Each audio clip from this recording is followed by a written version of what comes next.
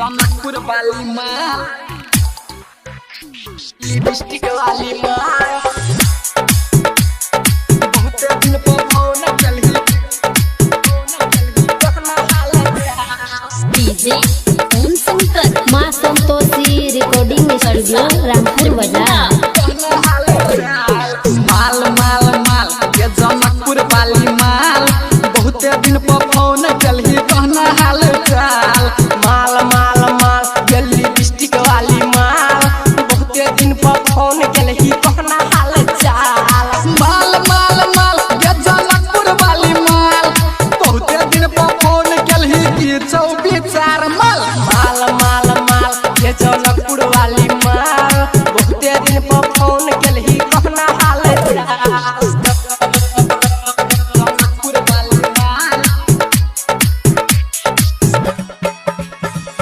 DJ ओम शंकर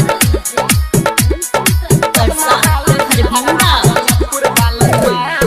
जानकी मंदिर ला तोरा देने रहियो लाइन गे रामानंद चौक में तू बात ले ले मान गे जानकी मंदिर ला तोरा देने रहियो लाइन गे रामानंद चौक में तू बात ले ले मान गे गंगा सागर कुलबी खियलिया गंगा सागर कुलबी खियलिया पोखरी में तोरा देखलियो गे माछ माल माल माल माल ये जनकपुर वाली माल बहुत दिन पर फोन चली कहना हाल चाल।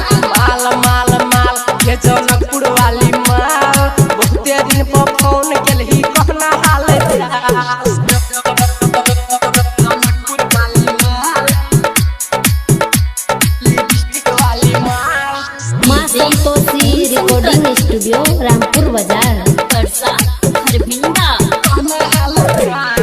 रेलवे के पटरी पर टिकटक बनेलही गाल में हमारा तू पप्पी गे दिलही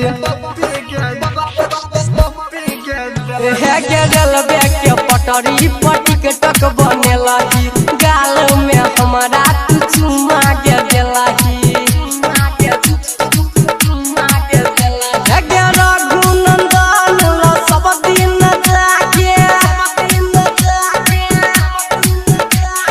सिंगर कृष्णा सब दिन जाकर मारे छला छौरी सब दिन चांस माल माल माल माल ये जनकपुर वाली माल बहुत दिन पर फोन चली कहना हाल चाल। माल माल माल ये हिप्पी वाली माल बहुत दिन पर फोन चली की 24